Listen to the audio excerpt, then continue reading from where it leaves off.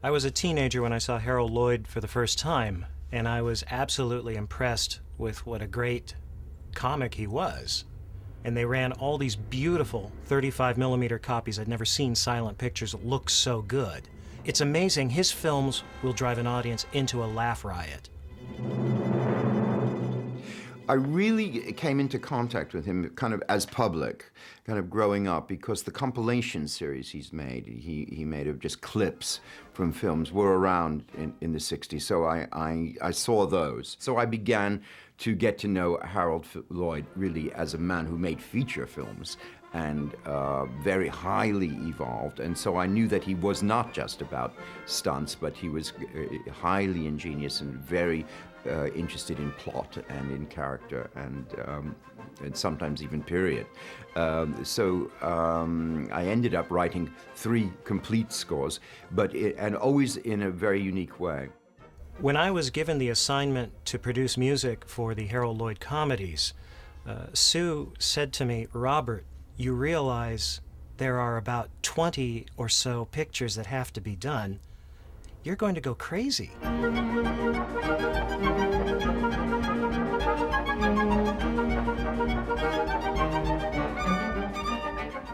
Before 1920, there were theaters that were maybe not as opulently designed and quite as plush as during the 20s, the Movie Palace. If they bothered with music at all, bothered with printed music and didn't just improvise, that probably it was out of the libraries and popular songs of the day.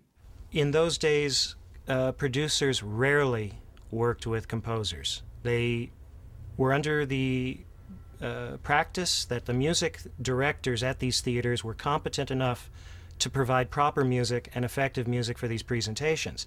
And in fact, this was true. So it was basically a given that in the best theaters, they would get the best music. And you could not control what went on in a small theater in, say, for example, Des Moines, Iowa, in a real tiny street where Mary Jane from the church is tinkling away.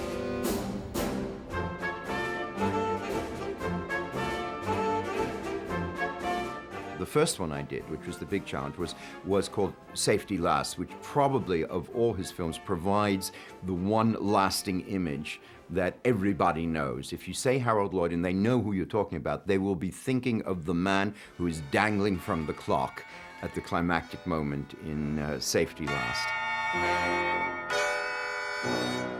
The film was made in the middle of the 20s, and the middle of the 20s was a very important musical premiere, which was George Gershwin's Rhapsody in Blue. What if I drew a parallel between the Jazz Age, which was, which was the 1920s, Harold Lloyd being contemporary always to his own time. If he makes a film in 1925, it's set in 1925. He always is dead center of the period he's living in. And the sound should be of the most successful jazz band of the time, the grandest, biggest.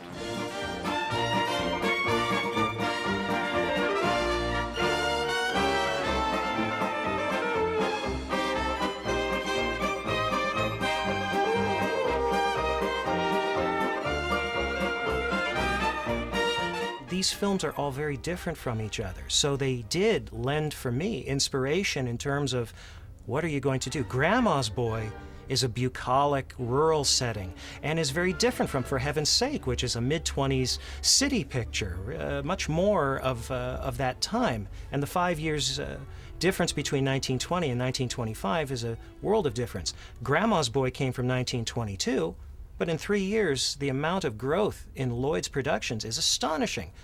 The Freshman, a college picture, completely different from the others. Hot Water, a complete gag-driven comedy of one of the funniest setups you've ever seen, commenting on domestic life. They're all different. Why Worry takes place in South America during a revolution in a town. Beautiful setting. So it was, as a composer's dream, to really have a big cornucopia of things to choose from. When I did these, which was I think, the first 2 were in the 1980s, and then Speedy was a bit later. You had to think of them for today, in a way. They were going to be fresh. It wasn't a revival. The thing about new scores for these silents is that the listening experience of the broad population of filmgoers is much greater today. If you think when these films were made, I mean, it was the beginning of radio, it was the beginning of gramophone. You know, it was a big deal to have one.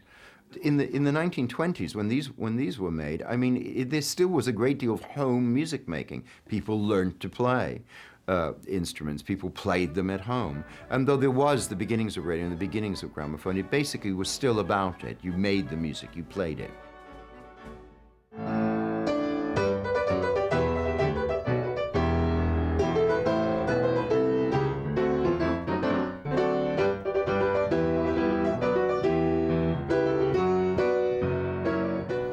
Stuff happens with me sitting on the floor looking at the TV set, watching a silent film, completely silent without any kind of music, and trying to imagine what is going to fit, what's going to work. The equation is often pretty simple. You would not open up a film like Girl Shy with something dramatic like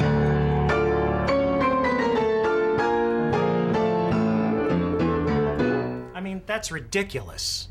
Why would you open a comedy film like that? And yet I've heard really ridiculous scores. And I think that any moviegoer has.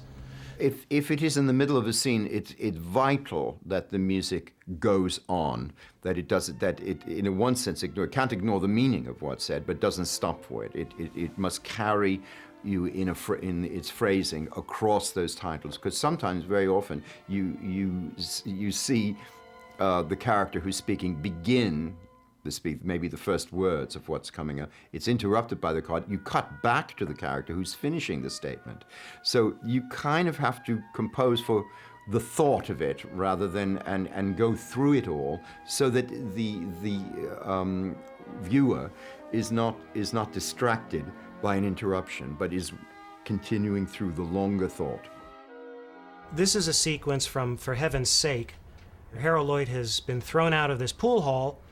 He wants to get these people to the mission because they could use some spiritual nourishment. And looking at this, a chase begins. Right here is where it changes. The rhythm changes, and it's what I was talking about before regarding comedy film and catching some of these gags. To continue having just some kind of lively music playing through this scene destroys the gag here. The whole point is, this guy's being beat up and is constantly turning the wrong way. What I did for that sequence is every time Harold Lloyd kicks the guy tying his shoe, I use a bass drum. Then there's a little oboe solo, and then the guy turns around and pops the guy, and I use a wood block for the crunch on the jaw. Harold Lloyd comes back, bass drum, another oboe solo, wood block, and then Noah Young kicks bass drum, and then the music starts up again. Without catching that break in rhythm, the gag doesn't come off nearly as great as it is.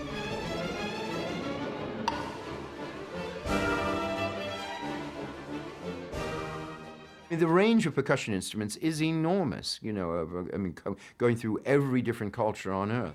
My favorite one is in Safety Last, is poor Harold's up on a ledge.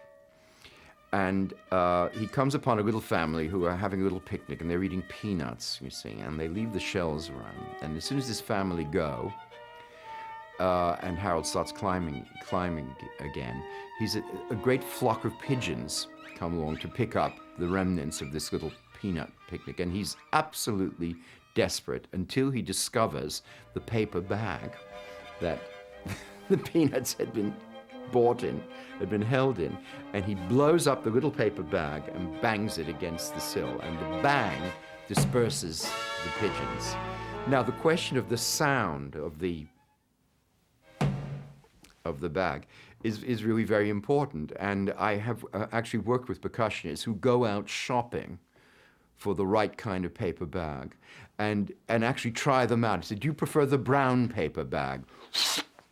You know, no, here's the white, rather waxy paper bag, you know. That's it. I said, well, you know, and so there are people who take this very, very seriously. The Freshman is a picture that posed incredibly unique problems. For example, a real difficult moment to score, he does this jig when he meets somebody. He shows his father, and it is the most ridiculous thing you've ever seen. It is very funny. What am I going to play for a jig? What am I going to use? And some people thought, well, you could use Irish washerwoman, you know, but that doesn't quite work. Someone was thinking maybe Pop Goes the Weasel, and that could work. From my point of view, I preferred something a little bit less well known on one level, and yet very well known. If that makes any sense at all, what I came up with was, and I think when you look at the image, I think that that's probably the best choice for him. And in fact, was able to compose a variation on that in which he's meeting a lot of people, and he's doing this jig over and over and over. You've got this.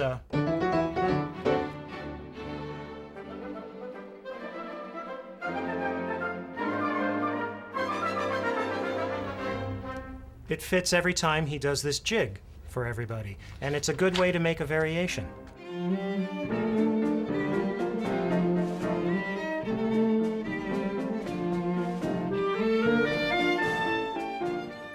Well, the interesting thing about them is that they are pre-Depression. These films are all made before 1929, and they have this atmosphere of optimism about them. There doesn't seem to be a limit, but of course, by the time you get past the Depression of 1929 and on into the 30s, filmmaking does become very, very different in tone, and we're still part of this sort of bubble that will never burst. And the music always has to support it. The music has to go with the film. And so you find yourself writing a lot of continuously energetic music. People often view the term silent film as pejorative, which is a mistake. I mean, as Peter Bogdanovich said, they're not old films. They're just films you haven't seen before waiting to be looked at. Silent pictures were never silent. It's a misnomer. They were never called silent films in their days. They were movies. They were film, cinema. They always had music.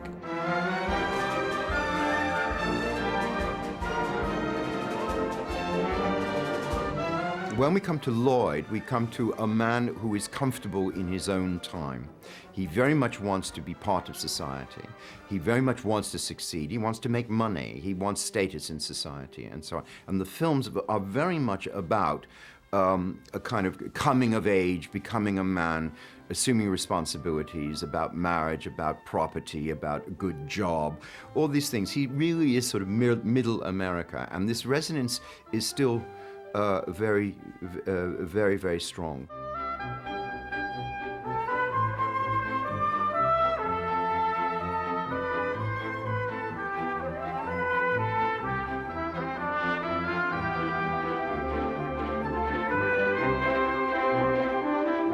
By the end of the Harold Lloyd project, I recorded nearly 14 hours of music, which is an enormous amount. If you were to break it down into half-hour segments, that's about 28 symphonies by Mozart.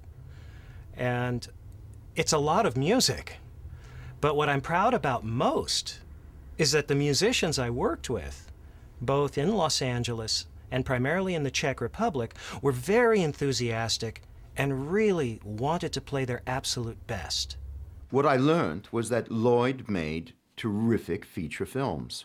Very coherent stories, very evolved, very interesting characters, and very interesting situations. And not all of it are stunts. I mean, eventually, inevitably, there are incredible stunts in them, and generally at their climaxes, something really amazing.